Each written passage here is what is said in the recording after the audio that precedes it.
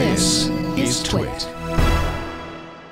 Robert Thomson, who's the chief executive of NewsCorp, which is Rupert Murdoch's company, just sent or just released a scathingly cynical letter to the EU against Google. And if I can give you a few of the excerpts here. The company has evolved from a wonderfully feisty, creative Silicon Valley startup to a vast, powerful, and often unaccountable bureaucracy, which is sometimes contemptuous of intellectual property and routinely configures its search results in a manner that is far from objective. This is NewsCorp talking. Wow. NewsCorp. Okay, let's just keep that in mind. This is the New York friggin' Post.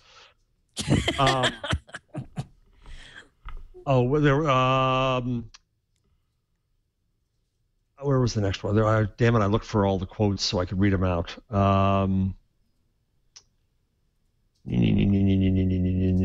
While there are many honorable and thoroughly professional individuals working at Google, we have learned not to be naive about the company. The shining vision of Google's founders has been replaced by a cynical management which offers advertisers impressively precise data about users and content usage. Yeah, you're jealous. But has been a platform for piracy.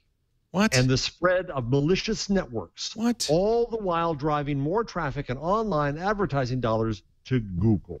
This is insane. It is absolutely insane. Platform for piracy? What are they talking about? Because this is I've watched Murdoch and his minions all scream that you can get his movies. Is it so? This is Rupert talking, kind of. Well, of course it is. Of course it is. It's through the mouthpiece of Robert Thomson. Google has been remarkably successful in its ability to monetize users, but has not shown the willingness, even though it clearly has the ability, to respect fundamental property rights. Meanwhile, in recent months, Google has developed a, quote, certification process for Android-related products, which allows it to delay or deny content companies and other business access to the mobile operating system. Huh? I don't think so. That's what Apple does too. Apple's far worse. I think it's pretty straightforward if you want to make an app for Android. How long does that approval process take? Right. Virtually every newspaper in Europe is in the midst of upheaval, and some will surely not exist 5 years from now, in part because of their own flawed strategy and lack of leadership. Well, that's good. But also because the value of serious content has been commodified by Google. Not by Google, by the internet. News sites has been undermined by aggregation of content, which transfers the front page to the Google homepage. Oh, please.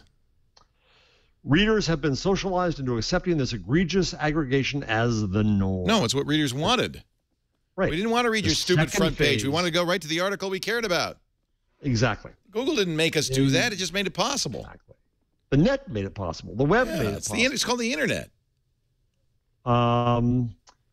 There will be no shortage of opinions. In fact, opinions will proliferate, but they will be based on ever flimsier foundations. The quality of discourse, mind you, this is the New York Post. These are the people who started Fox News. The quality of discourse will inevitably deteriorate, and the intemperate trends we are already seeing in much of Europe will proliferate. Proliferation of intemperate trends. Film in 11. Of evil Google. Times is on it. So this comes from Robert Thomson, an otherwise smart guy. I know him. Is he an editor? What does he do there? He is the editor. He was the editor of the Wall Street Journal. He's now chief executive of NewsCorp, which, remember, had to be split off from what is now 20th Century Fox because this is the company that hacked dead girls' phones. Right. These are the schmucks who do this crap. And they dare come out. And, of course, the BBC turns around and does a story immediately saying, oh, NewsCorp goes after Google. Should we remember who these people are? This is deadly cynical. Also, just like Axel Springer in Germany, these are companies that pride themselves on being conservative, free market, anti-big government. And what do they do when they get in trouble in their own business and have their own bad management? Yes, government to help them out. Behind the skirt of government. Yeah. I'm getting lots of heartbeats on my watch right now. Heart rate activity goal reached. Wow. that was a pretty great rant, though, Jeff. I enjoyed that. Yay. I got this from a birdie, and the BBC story is out, so it's been out for the last 20 minutes, but I haven't seen the full text anywhere else. This is the full text. I don't think you can get it. I have a link on my Twitter to SlideShare